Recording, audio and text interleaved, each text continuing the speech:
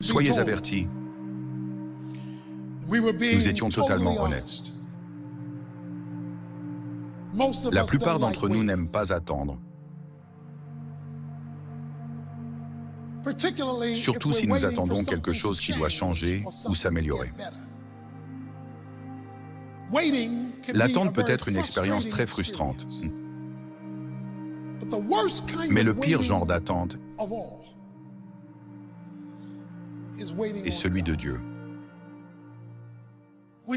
Lorsque Dieu vous oblige à attendre que les choses s'améliorent dans votre vie, que les choses changent, se renversent, et rien ne se passe. Et pourtant, encore et encore dans la Bible, on nous dit d'attendre le Seigneur. L'endroit le plus difficile où vous pouvez être dans la vie est la salle d'attente de Dieu. Dans la salle d'attente de Dieu, certains d'entre vous sont dans la salle d'attente de Dieu en ce moment. Qu'est-ce que la salle d'attente de Dieu? C'est quand vous êtes pressé que quelque chose se passe et que Dieu ne l'est pas. Voilà ce qu'est la salle d'attente de Dieu. Certains d'entre vous sont pressés de finir leurs études. Certains d'entre vous sont pressés de se marier. Certains d'entre vous sont pressés de fonder une famille. Certains d'entre vous sont pressés de lancer une nouvelle entreprise ou de conclure un gros contrat. Certains d'entre vous sont pressés d'atteindre un grand objectif, un grand rêve, une grande réussite. Certains d'entre vous sont pressés pour toutes sortes de choses différentes, et Dieu ne l'est pas.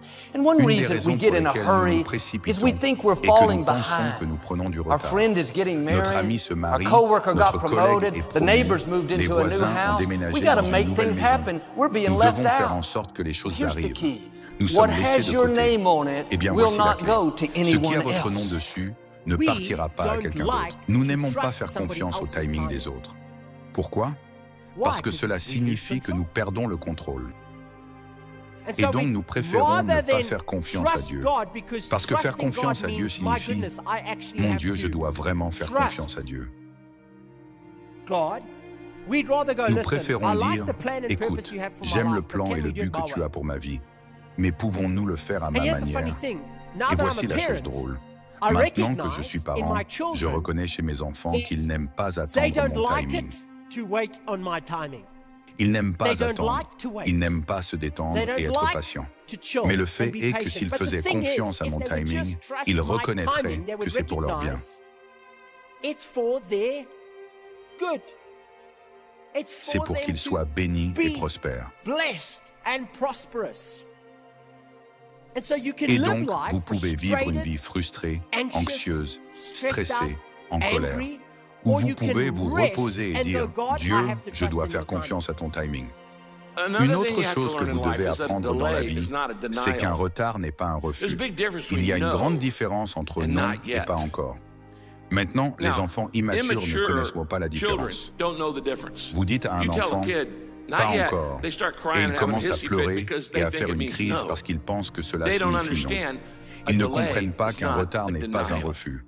Nous avons tous des choses pour lesquelles nous attendons, un problème à résoudre, ou lorsque cela prend plus de temps que nous ne le pensons. Il est facile de se décourager, de devenir impatient.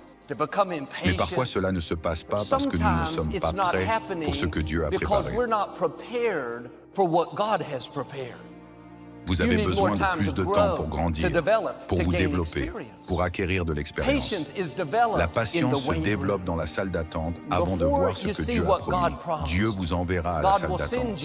Vous ne l'aimerez peut-être pas. D'autres sont dans le jeu en train de progresser. Vous êtes bloqué à attendre. Vous ne voyez peut-être rien changer, mais quelque chose se passe. La patience travaille. Vous grandissez, vous vous développez, vous vous préparez pour pouvoir soutenir ce que Dieu a prévu. Ne vous découragez pas parce que cela ne se passe pas aussi vite que vous le souhaitez.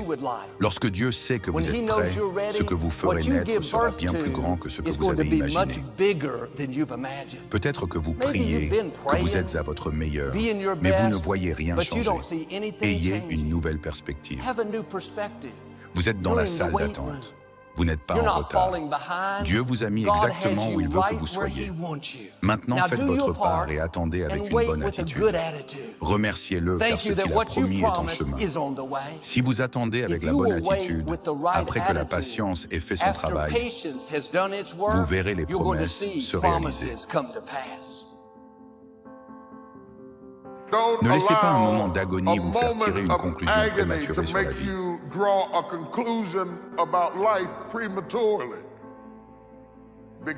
Parce que si vous continuez à marcher avec Dieu, Dieu a une façon de tout arranger.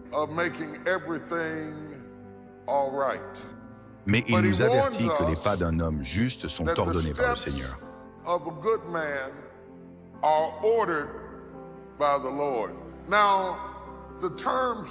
Le terme « pas » implique un processus. Cela signifie que cela va prendre du temps, car une bénédiction donnée trop tôt n'est pas une bénédiction du tout.